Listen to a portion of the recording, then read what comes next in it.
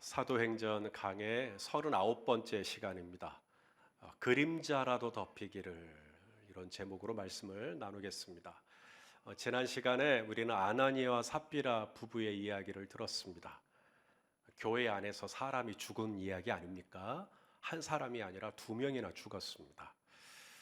대개 교회 안에서 사람이 죽었다, 덕이 안 되죠. 덕이 안 됩니다. 그럼 교회가 위기가 올 수 있습니다. 교회가 큰 어려움이 들 수 있습니다. 그럼에도 불구하고 초대교회 안에 무슨 일이 있었는가 하는 것이 오늘 본문의 내용입니다. 지난 시간에 기억하시겠지만 아나니아와 삽비라 부부의 일로 사람들 안에 하나님에 대해서 두려워하는 마음이 일어났다고 했습니다. 하나님을 두려워하는 마음이 일어나는 것이 좋은 것 같지만 누군가는 하나님이 두려워서 교회를 오히려 떠나기도 합니다. 그래서 오늘 본문에 실제로 그런 사람이 있었다는 거예요. 자, 오늘 본문 우리 13절 말씀이죠. 우리 한번 읽어보겠습니다. 시작. 그 나머지는 감히 그들과 상종하는 사람이 없으나 백성이 칭송하더라. 누군가가, 그 나머지 누군가가 감이란 말은 두려워하고 있다는 이야기죠. 상종하기를 꺼려합니다. 여기서 상종한다라는 말이 헬라어로 칼로마이라고 하는 단어인데 가까이 하지 않았다는 뜻을 의미하는 겁니다. 하나니아와 삽비라 부부가 죽었어요. 그 일로 말미암아 누군가는 교회에서 멀어지기 시작했다는 이야기입니다. 누군가는 그 일로 교회를 떠나기도 했다는 이야기이기도 해요. 상종을 안 해요.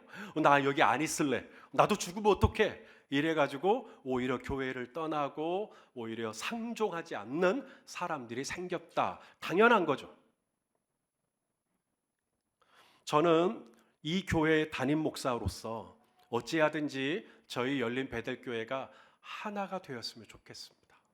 여러분들도 저희 교회가 하나가 되기를 원하십니까? 그러나 우리는 민주국가예요. 제가 열심히 우리 장로님들과 함께 회의를 하고 뭔가를 결정했을 때 이것이 100이면 100, 모든 사람을 다 만족시키는 결정일 수는 없습니다. 그럴 수가 없어요. 뭔가를 결정을 했을 때 우리는 대다수라고 말하죠. 과반수라고 말하죠. 누군가를 좋아해요. 목사님이 잘 결정하셨네. 당회가 잘 결정하셨네. 그러나 똑같은 결정을 두고 누군가는 아쉬워할 수도 있습니다. 우리에게는 그럴 자유가 있으니까요. 목사님이 왜 그러셨을까? 장로님들이 왜 그러셨을까? 라고 아쉬워할 수도 있죠. 바로 그때 그 미묘한 갈등이 느껴질 때 담임 목사로서 저에게 엄청난 정죄의식이 찾아옵니다. 마귀가 그 틈을 놓치질 않아요. 봐라. 너 때문에 이 교회가 시험 들었다. 네가 아주 미련하게 결정을 했기 때문에 교회 공동체가 지금 흔들리고 있다. 너 때문에 교회가 어려워진다. 너 때문에 이 교회는 안 된다. 너가 문제야. 막 이런 정죄와 참소와 죄책감이 제 안에 막 들어와요. 그러면 제 멘탈이 흔들립니다. 그래, 내가 이 교회 담임 목사로서 내가 덕이 안 되네. 막 이런 우울한 감정이 막 들어와요. 그때 저의 중심을 잡아주는, 저의 마음을 잡아주는 그게 뭐냐면 이 교회의 머리는 저 손희선 목사가 아니라 예수 그리스도예요. 열린 베델교회라고 하는 이 배를 젓고 있는, 노를 젓고 있는 사공은 저 손 목사가 아니에요. 제가 이 조명을 받고 옷을 입고 여러분 앞에 마이크를 잡고 서 있으니까 꼭 제가 노를 젓고 있는 것처럼 보이죠? 아니요. 이 교회의 이 전체적인 이 배의 방향, 이 교회의 방향, 이 교회의 미래를 붙들고 하나님의 원하시는 방향으로 노를 젓고 있는 사공의 이름은 예수 그리스도이십니다. 저는 여러분하고 똑같은 성도예요. 저는 죽으면 목사로 구원받는 게 아닙니다. 저는 성도가 되었기 때문에 구원을 받는 것이지. 그래서 저는 여러분들하고 같이 이 배에 올라타 있는 일개 성도 중에 한 사람일 뿐이에요. 그러니 제가 아무리 미련하고, 제가 아무리 연약하고, 제가 아무리 우유부단하고 제가 아무리 열등감이 많고 저의 어떤 연약함, 저의 어떤 미련함과 상관없이 제가 아무리 부족해도 이 배를 끌고 이 배를 주도하고 주도적으로 노를 젓고 계시는 분은 예수 그리스도이시기 때문에 이 교회는 안전한 줄로 믿습니다. 그러니까 내가 이 교회의 머리라고 생각하면 불안하죠. 내가 모든 책임을 다 감당해야 돼요. 하지만 교회의 머리는 예수님이십니다. 그래서 예수님이 저와 여러분을 이 하나님 나라라고 하는 이 배에 올라타 있는 저와 여러분을 오늘도 내일도 모레도 한 걸음 한 걸음 저와 여러분을 인도해 주실 줄로 믿습니다. 교회 안에 여러분 사람이 죽어나가는 일이 어찌 보통 일입니까? 옆 교회에 소문이라도 날까 봐 겁이 날 겁니다. 그런데 한 사람이 아니라 두 사람이 죽었어요. 그러니 참 초대교회에 큰 시험이 들겠구나 싶어요. 아니나 다를까 어떤 사람은 상종을 안 해요. 그 일로 인해서 바로 그 다음 주부터 교회 안 보여요. 어떡하지 이제? 그런데 놀라운 말씀이 그 다음 절에 이어집니다. 누군가는 상종을 하지 않지만 누군가는 오히려 더 예수님을 믿고 교회 안으로 들어오는 사람들이 더 많아졌다는 거예요. 자, 그 다음 절입니다. 14절 읽어보겠습니다. 시작. 믿고 주께로 나아오는 자가 더 상종하지 않는 사람보다 더 많으니 남녀의 큰 무리더라. 할렐루야. 여러분 이게 교회예요. 교회는 논리를 뛰어넘는 곳입니다. 논리적으로 따지면 교회가 안 돼야 돼요. 그런데 교회는 오히려 돼요. 믿고 주께로 나오는 사람이 이전보다 더 많아져 버렸어요. 사람이 죽어나갔는데도 오히려 교회가 돼요. 어떻게 이런 일이 있을 수 있냐고요. 논리적으로 따지면 말도 안 되는 일이지만 이 교회의 머리, 이 교회의 모퉁이 돌, 이 교회의 몸은 예수 그리스도이시기 때문에 주님께서 이 교회를 붙잡고 계시는 것이죠. 그래서 초대교회는 아나니아와 삽비라 부부의 이 죽음이라고 하는 그 위태로운 상황 속에서 교회가 짜그라들고 교회가 위축되고 교회가 소심해지고 교회가 작아지고 이게 아니라 오히려 교회가 확장이 됩니다. 아나니아와 삽비라 부부 이후에 초대교회가 더욱더 확장돼요. 모이는 수가 더 많아졌죠. 또 하나 오늘 본문을 보시면 사도들을 통하여서 민간에 많은 기사와 표적이 일어났다고 말씀합니다. 자, 우리 12절 말씀을 한번 읽어볼까요? 시작. 사도들의 손을 통하여 민간의 표적과 기사가 많이 일어나매 믿는 사람이 다 마음을 같이하여 솔로몬 행각에 모이고. 자, 누구의 손을 통해? 사도의 손을 통해요? 사도들의 손을 통하여? 복수죠. 이전에는 주로 누가 기사와 표적을 행했어요? 베드로 한 사람이었어요. 성전 미문에 나면서부터 못 걸은 사람을 걷게 한 사람 누구예요? 베드로. 베드로가 주로 주도적으로 민간의 표적과 기사를 행했는데 아나니아와 삽비라 부부 이후에는요, 이제는 베드로만이 아니라 누구도 마태도, 빌립도, 바돌로메도, 도마도, 안드레도, 요한도 그 손을 내밀면 병자들이 낫는 역사들이 전에는 베드로 한 사람에게 단수로 나타났는데 이제는 아나니아와 삽비라 부부 이후에는 복수로 이제는 사도들 전체가 민간에 많은 기사와 표적을 행하는 주체로 확장이 되는 겁니다. 이전에도 많이 모였지만 아나니아 삽비라 부부 이후에 믿고 주께로 나아오는 남녀의 큰 무리가 있었어요. 그것도 엄청난 거죠. 그런데 더 나아가 초대교회에는 사도 한 사람 혹은 두 사람, 베드로와 요한에게 집중되어 있던 치유 사역이 이제는 사도들 전체의 손을 통하여서 역사가 나타나는, 사도들 전체로 그 치유의 역사가 확장되는 이런 은혜를 지금 보고 있는 것이죠. 여기서 또 하나, 여러분들이 혹시 성경에 밑줄을 그을 수 있다면 사도들의 손을 통하여라고 할 때 이 통하여에다가 한번 이렇게 동글뱅이를 한번 치면 좋겠어요. 왜냐하면 너무 중요한 표현이에요. 이 통하여가 빠지고 사도들이 주어가 되면 마치 사도들 본인의 능력으로, 사도들 본인의 어떤 힘으로 이 아픈 사람을 고친 것처럼 돼버립니다. 하지만 사도들은 사도들의 손을 통하여, 이 말이 무슨 말이죠? 자신들은 통로라는 것을 기억하고 있는 거예요. 내가 못 걷게 된 사람을 걷게 한 게 아니라, 내가 못 보는 사람을 보게 한 게 아니라, 내가 못 듣는 사람을 듣게 한 게 아니라, 내가 한 게 아니라 나는 통하여, 나는 통로였다라는 거죠. 사도들은 자신들의 손을 통해 어떻게 이런 역사들이 일어나는지를 정확히 알고 있었던 거죠. 이것은 내 능력이 아니라, 내가 재주가 있어서가 아니라, 이것은 전적으로 주님이 나를 통해서 일하신 것일 뿐이지, 이것은 내가 원래 이런 능력이 있었던 것처럼 이 능력이 나간 게 아니고 오직 주님이 나를 통해서 일하신 것이다. 이걸 겸손이라 그래요.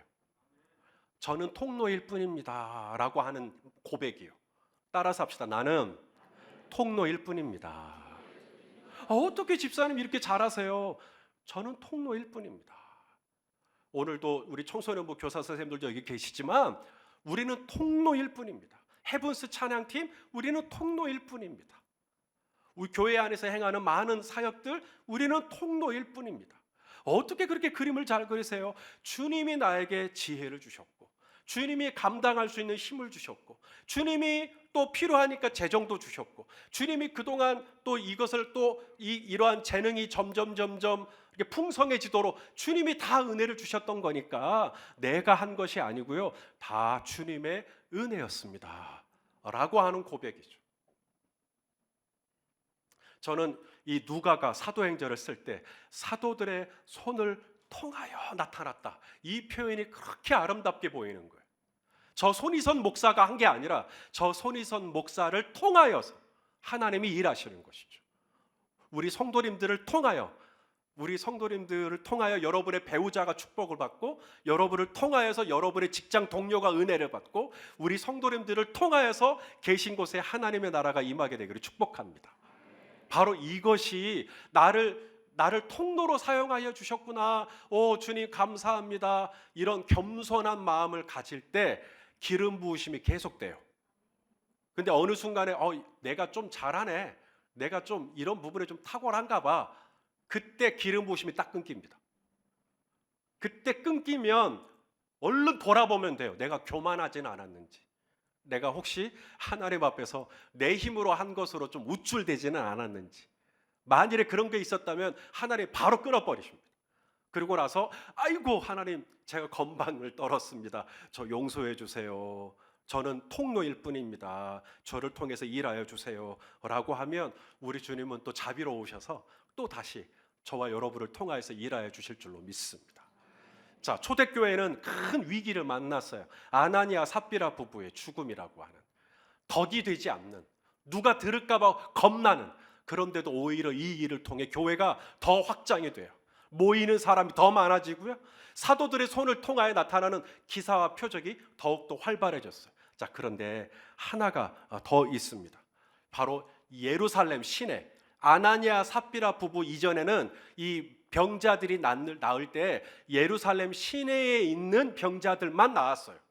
그런데 아나니아 삽비라 부부 이후에는요, 예루살렘 바깥에 있는 사람들까지 치유를 입게 됩니다. 자, 오늘 본문 16절 말씀을 같이 한번 읽겠습니다. 시작. 예루살렘 부근에 수많은 사람들도 모여서 병든 사람과 더러운 귀신에게 괴로움 받는 사람을 데리고 와서 다 나음을 얻으니라. 할렐루야. 예전에는 예루살렘 안에만 있었어요, 역사가. 그런데 이제는 예루살렘 부근이라고 하는, 예루살렘 바깥으로 이 하나님의 나라의 역사의 능력이 이게 확장되고 있는 것이죠. 예수님이 말씀하셨죠. 사도행전 1장 8절에 오직 성령이 임하시면 너희가 권능을 받고, 그 다음 뭐예요? 예루살렘과 예루살렘 안에만 있지 않아요. 이제는 유대와 사마리아와 땅끝까지 점점점 확장될 것을 말씀하셨는데, 그 역사가 언제 일어나느냐? 아나니아와 삽비라 부부의 일. 그 불행한, 그 안타까운 그 부부의 죽음이 오히려 교회를 교회되게 하고 교회 안에 믿는 사람이 더 많아지게 하고 사도들의 손을 통하여 민간의 표적과 기사가 나타나게 하고 예루살렘 시내에서만 머물고 있던 하나님 나라의 복음이 예루살렘 부근에 있는 예루살렘 바깥에 있는 곳까지도 하나님 나라의 복음이 확장되어지는 놀라운 역사가 일어나게 되었다는 것이죠. 교회의 주인은 사람이 아니고 교회의 주인은 예수 그리스도이기 때문에 그렇습니다. 자, 그래도 우리는 궁금할 수가 있어요. 어떻게 초대교회 안에 이런 놀라운 기적들이, 놀라운 이런 표적들이 나타날 수 있었을까? 어떻게 사도들은 이런 손을 내밀면 병든 사람이 낫고 더러운 귀신 들린 자가 낫는 이런 역사들이 어떻게 가능할 수 있을까? 그리고 2000년이 지난 오늘 우리 교회에 이런 역사가 있으려면 우리는 어떻게 해야 할 것인가? 하나님 나라에 이런 놀라운 역사가 일어날 수 있었던 원리, 원칙이 있었다면 뭘까? 자, 그것을 좀 나누려고 해요. 자, 먼저 오늘 사도들의 손을 통해서 민간에 많은 기사와 표적이 나타난 건 우연이 아닙니다. 어쩌다가 나타난 게 아니에요. 사도들이요, 이미 이전에 그러한 일이 나타날 수 있도록 자신들의 손을 통해 기사와 표적이 나타날 수 있도록 이미 이전에 기도를 했었어요. 그 기도에 대한 응답이 오늘 사도행전 5장 12절에 나타난 겁니다. 언제 기도했냐고요? 사도행전 4장에 가서 4장, 지금 우리 5장을 보고 있는데 4장에 한번 읽어보실까요? 사도행전 4장 29절 30절 말씀 읽어보겠습니다. 시작. 주여 이제도 그들의 위협함을 굽어보시옵고. 자, 이게 무슨 말일까? 갑자기 그들의 위협함을 굽어보시옵고. 이 사도행전 4장의 내용을 혹시 까먹으신 분이 있을 수 있기 때문에 다시 잠깐 말씀을 드리면 살해드린 공회에 잡혀가죠. 살해드린 공회에 잡혀갔을 때 얼마나 무서워요. 예수님을 십자가에 못 박아 죽였던 사람들이 살해드린 공회 아닙니까? 그런데 놀랍게도 베드로와 요한이 살해드린 공회에 사로잡혔지만 풀려납니다. 기적적으로 풀려나요. 풀려나서 건강해진 몸으로 다른 사도들을 만나요. 사도들을 만나서 함께 손을 잡고 무릎을 꿇어요. 그리고 하나님께 기도를 하기 시작하는 겁니다. 그 기도의 내용이에요. 자, 다시 한번 29절부터 읽어보겠습니다. 시작. 주여 이제도 그들의 또 종들로 하여금 담대히 하나님의 말씀을 전하게 하여 주시오. 네, 손을 내밀어. 그 다음에 병을 낫게 하시옵고. 그 다음 표적과 기사가 거룩한 종 예수의 이름으로 이루어지게 하옵소서 하더라. 기도했죠. 그 기도가 사도행전 5장 12절에서 드디어 사도들의 손을 통하여 민간에 많은 표적과 기사가 나타난 응답이 된 겁니다. 우연 아닙니다. 기도를 안 하면 다 우연이에요. 기도를 안 하면 우연이에요. 근데 기도하면 응답이에요. 기도를 안 하면 기적이에요. 오, 어떻게 이런 일이. 근데 기도를 하면 기적이 아니라 표적이라 그래요. 사도들의 손을 통하여서 많은 표적과 기사가 나타난 것은 우연이 아닙니다. 어쩌다가 이렇게 된 게 아니라 사도들은 이미 그 일을 위하여서 기도를 했었어요. 기도를 했었어요. 아들아, 네가 이번에 그렇게 된 거 우연 아니다. 너네 엄마가 얼마나 기도했는지 아냐. 우연 아니에요. 우연 아니에요. 성도 여러분, 우리 하나님은 살아계셔요. 그래서 지금도 우리의 기도를 듣고 계십니다. 사도행전 4장에서 사도들의 기도를 들으신 하나님이 사도행전 5장에서 사도들의 기도에 응답해 주시죠. 살아계신 하나님이 다 들었던 겁니다. 여러분, 이 말씀 한번 같이 한번 읽어볼까요? 시편 94편 9절 말씀 읽어보시죠. 시작. 귀를 지으신 이가 듣지 아니하시랴. 눈을 만드신 이가 보지 아니하시랴. 여러분, 기도하다 보면 하나님이 정말 내 기도 들으시나? 하나님은 내 기도 안 들으시는 것 같아 라고 할 때가 있을 수 있어요. 그럴 때 기억하세요. 귀를 만드신 이가 듣지 아니하시랴. 하나님은 과연 나를 아실까? 내가 지금 얼마나 억울한지 아실까? 내 형편을 다 보실까? 주님이 말씀하십니다. 눈을 만드신 이가 보지 아니하시랴. 주님은 다 보시고 주님은 다 들으시고 그래서 주님은 다 아셔요. 그래서 우리가 구하지 못할 게 없습니다. 우리 성도님들이 기도하신 것 우리 주님 다 들으셨습니다. 우리 성도님들의 형편 우리 주님 한 번도 놓치지 않고 다 보셨어요. 그렇기 때문에 여러분 사도행전 5장으로 넘어가면 사도행전 5장 12절에 하나님이 여러분의 손을 통하여 응답을 이루어 주실 것입니다. 그러니 낙심하지 말고 사도행전 4장에 있는 지금 기도하면 돼요. 우리가 기도하면 하나님은 내 모든 기도를 잊지 않으시고 사도행전 5장 12절에 가서 마침내 저와 여러분의 삶 가운데 기도의 응답을 주실 줄로 믿습니다. 우연 아니에요. 사도들의 손을 통해서 이런 역사가 일어난 건 어쩌다가 2000년 전에나 일어났던 일이 아니라는 겁니다. 2000년이 지난 오늘도 우리가 기도하면 하나님은 반드시 일하여 주실 줄로 믿습니다. 자, 하나가 더 있어요. 기도라고 원칙. 기도를 했으니까 이런 일이 일어난 거고요. 두 번째, 사도들의 손을 통해서 이런 역사가 일어난 것은 우연이 아니라 두 번째가 뭐냐면 예수님이 그렇게 될 거라고 말씀하셨어요. 말씀. 언제 말씀하셨나? 요한복음 14장에 말씀하셨어요. 요한복음 14장 12절 말씀을 또 읽어보겠습니다. 시작. 내가 진실로 진실로 너희에게 이르노니 나를 믿는 자는 어떻게 돼요? 내가 하는 일을 그도 할 것이고 또한 그보다 큰 일도 하리니 이는 내가 아버지께로 감이라. 할렐루야. 주님은 이미 약속하셨어요. 나를 믿는 자는 내가 한 일을 너희도 할 것이다. 이것만도 기절초풍할 만한 이야기예요. 내가 어떻게 예수님이 하신 일을 내가 해요? 그런데 예수님이 할 수 있다. 나를 믿는 자는 할 수 있다. 근데 그 다음 더 놀라운 말씀. 내가 한 것보다 더 큰 일도 할 수 있다. 오, 정말 그런 일이 일어났는가? 오늘 본문에 그런 일이 일어납니다. 자, 14절 오늘 본문 14절 15절 또 읽어보겠습니다. 시작. 믿고 주께로 나아오는 자가 더 많으니 남녀의 큰 무리더라. 심지어 병든 사람을 메고 거리에 나가 침대와 요 위에 누이고 베드로가 지날 때 혹 그의 그림자라도 덮일까 바라고. 자, 베드로가 손을 안수한 거 아니죠? 베드로가 한 일은 뭐예요? 그냥 지나간 것 뿐이에요. 지나갔는데 거기에 그림자가 생기니까 그림자에라도 이렇게 덮이면 병자가 낫는 일이 있었다. 여러분, 복음서에 예수님이 지나갈 때 예수님의 그림자에 덮였더니 병자가 나았다라는 기사가 있나요? 없어요. 마태, 마가, 누가, 요한 눈 씻고 찾아봐도 그런 역사 없어요. 예수님이 지나갈 때 옷가에 손을 대면 나을까 하고 예수님의 옷가에 손을 댄 사람은 있었나요? 있었어요. 많았어요. 그런데 예수님의 그림자에라도 덮이기를 바라고 이런 일은 없었어요. 이건 베드로가 이런 일이 있어요. 아니, 베드로하고 예수님하고 게임이 돼요? 말도 안 되죠. 하지만 베드로가 정말로 그런 일이 있었다는 거예요. 어떻게 베드로가 예수님보다 더 큰 일을 할 수가 있지? 그것은 베드로의 능력이 아니에요. 베드로의 개인의 경건이 아니에요.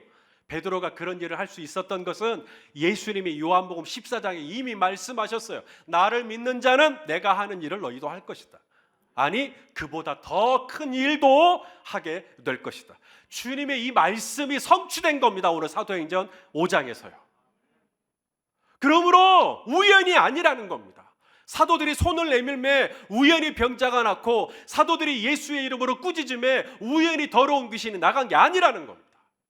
이미 예수님이 그렇게 될 것이라고 말씀하셨고 우리가 그 말씀이 신실한 줄로 믿고 꽃은 마르고 풀은 마르고 꽃은 시드나 여호와의 말씀은 살아서 1점이라도 틀림없이 오늘도 저와 여러분의 삶에 일하여 주시는 줄로 믿습니다. 우리가 그렇게 말씀을 붙잡잖아요. 2000년이 지난 지금도 우리가 여전히 이 말씀이 그냥 단순한 활자가 아니라 문자가 아니라 정말로 이 말씀이 살아있고 운동력이 있고 오늘도 내 삶 가운데 얼마든지 일하실 수 있다고 우리가 믿으면 우리 하나님은 말씀하신 대로 신실하게 저와 여러분의 삶에 은혜를 베풀어 주시는 줄로 믿습니다. 이게 원칙이에요. 어떻게 이런 역사들이 일어나는가? 아나니아 삽비라 부부가 죽고 교회가 큰 시험이 들 수 있는데 오히려 교회는 더 확장돼요. 복음이 더 확장돼요. 예루살렘 바깥으로 더 확장돼요. 어떻게 이런 일이 있을 수 있습니까? 첫 번째, 사도들이 기도했어요. 그 일을 위해서 사도들은 늘 기도해 왔었어요. 그 기도가 쌓이고 마침내 사도행전 5장 12절이 열리는 날이 옵니다. 그때 사도들의 손을 통하여 많은 표적과 기사가 나타났다는 거죠. 또 하나, 사도들의 기도만 한 게 아니죠. 예수님이 이미 그렇게 될 거라고 말씀하셨어요. 사도들은 이 말씀을 신뢰했던 것입니다. 이 말씀을 믿었던 것이죠. 그랬더니 그 믿음의 역사가 진짜로 손을 내밀고 기도하니까 병자가 낫는 역사가 일어났더라는 겁니다. 우연이 아닙니다. 단순한 기적이 아닙니다. 이것은 표적이며 이것은 하나님의 말씀의 성취인 것이죠. 2000년이 지난 우리 열린배대교회 안에, 우리 조국교회 안에, 우리 한국교회 안에 여전히 이런 역사가 일어날 수 있을 것인가? 왜요? 우리가 기도한다면, 그리고 우리가 예수님의 말씀을 신뢰하고 믿는다면 이 동일한 역사가 우리의 현장에도 일어나게 될 줄로 믿습니다. 여러분, 베드로가 지나갈 때 베드로의 그림자에라도 덮였을 뿐이에요. 그런데도 병자가 나았대요. 이런 일이 어떻게 가능하냐고요?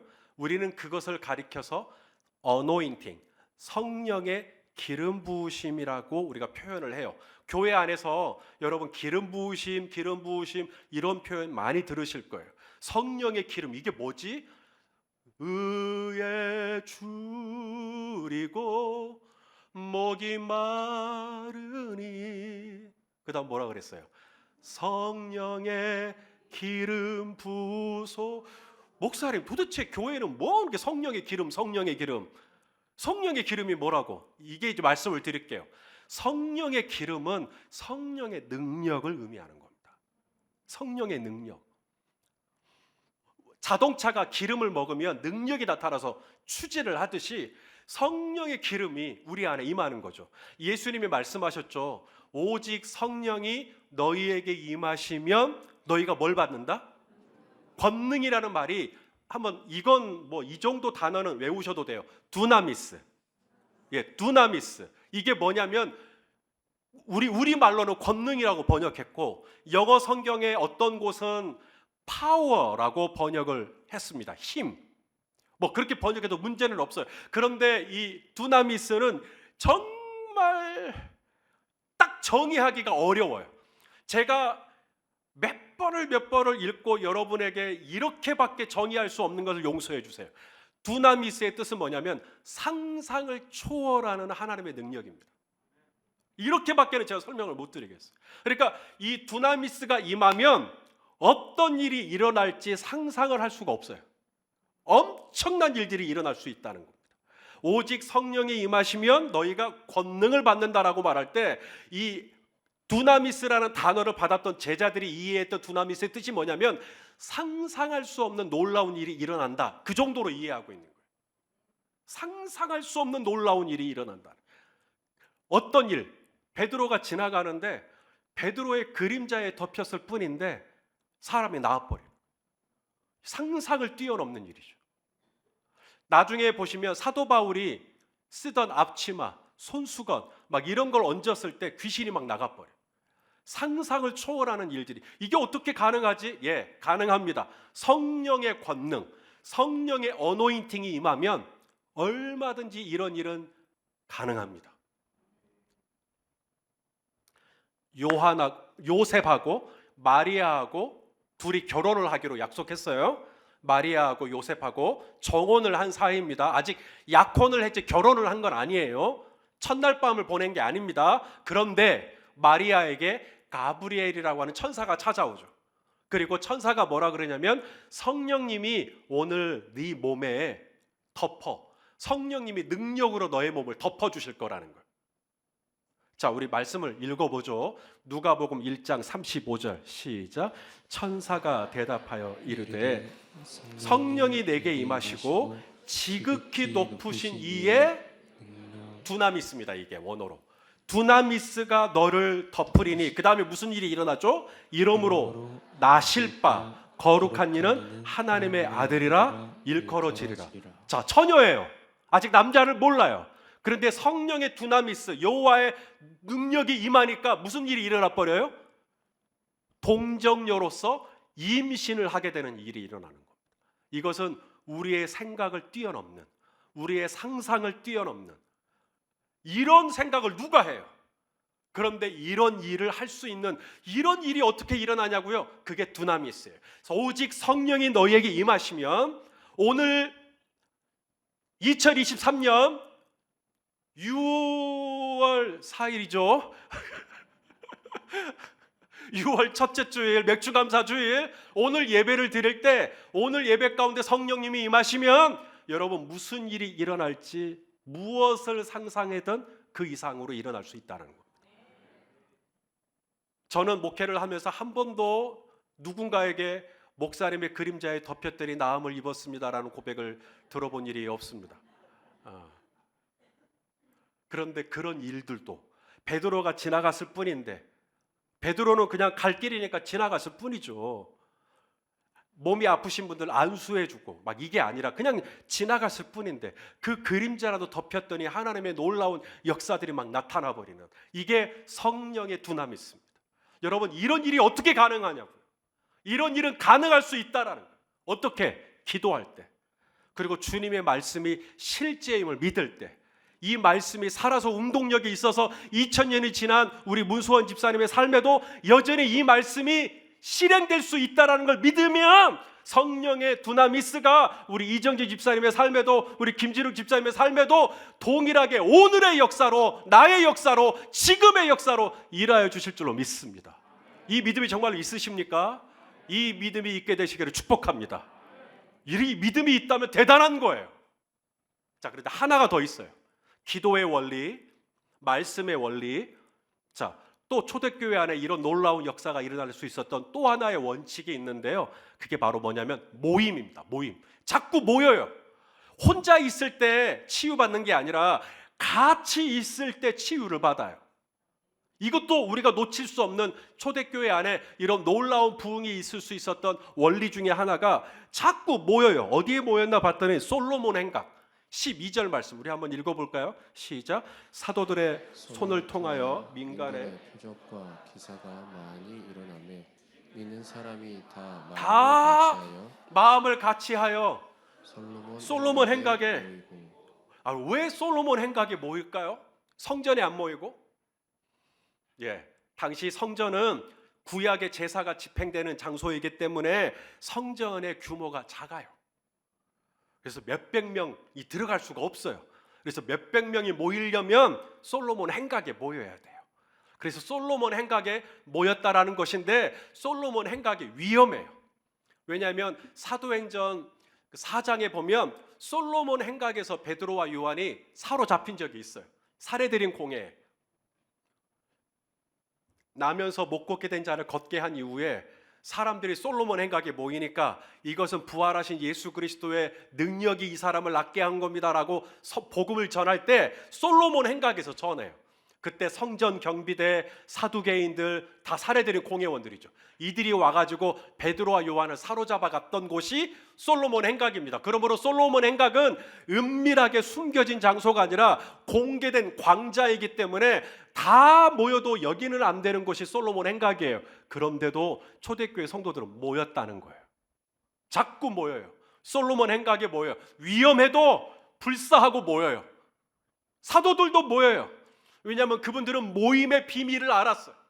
모일 때, 성도가 모일 때 어떻게 하나님이 기뻐하시고 그리고 우리가 모여서 함께 찬양을 하고 기도를 해도 함께 모여서 기도를 하고 말씀을 받아도 함께 모여서 말씀을 받고 온라인으로도 받고 오프라인으로도 받고 1부 때도 받고 2부 때도 받고 목장에 가서도 받고 수요일 밤 예배도 받고 자꾸 모여서 우리가 예배를 드릴 때 초대교회 성도들은 이 모임 안에 회중으로 모이는 이 모임 안에 놀라운 성령의 이 권능이 두나미스가 임할 수 있다라고 하는 이 모임의 비밀을 깨달았던 거죠.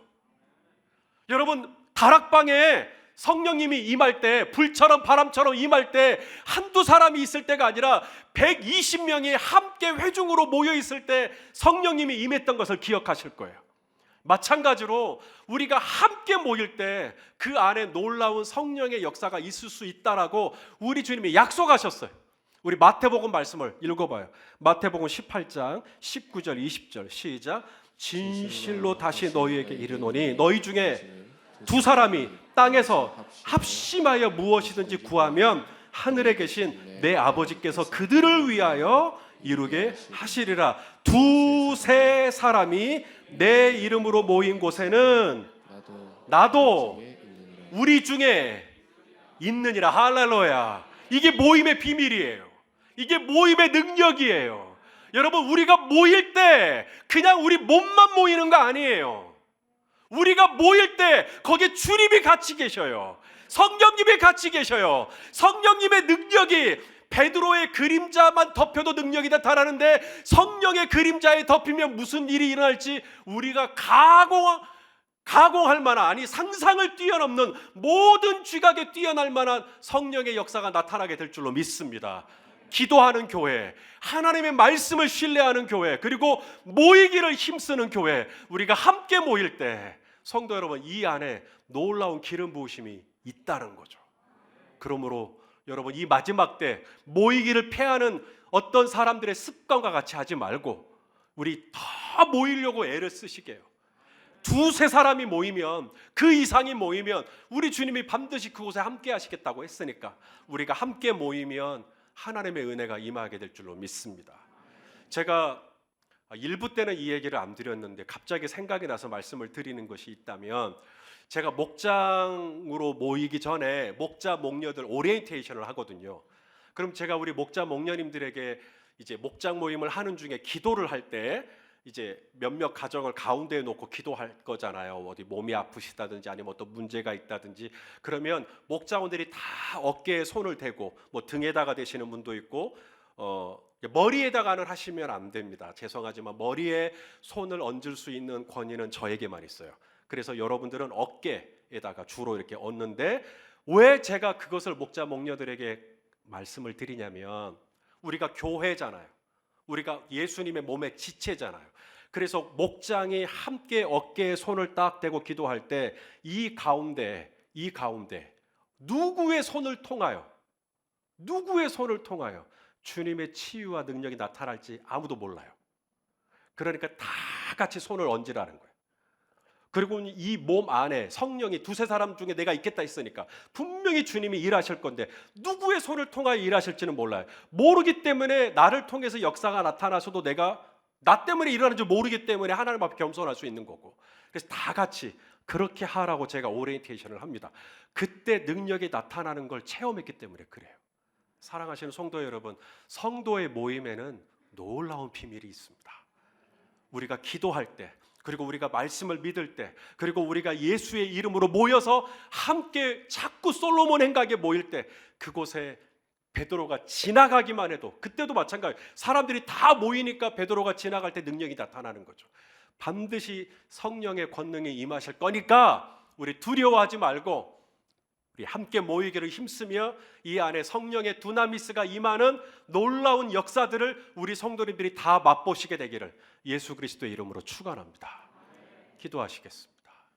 존귀하신 주님, 초대교회 안에 이런 놀라운 은혜가 일어나는 것을 봅니다. 주여, 이 은혜가 2000년 전에만 일어나는 사건이 아니라 오늘 이 시간에도, 우리 교회 안에도, 또 우리 목장 안에도, 또 이 한국교회 안에도 동일하게 기도와 말씀과 모임으로 예수의 이름으로 모일 때 주여 축복하여 주시옵소서. 예수님의 이름으로 기도하옵나이다. 아멘.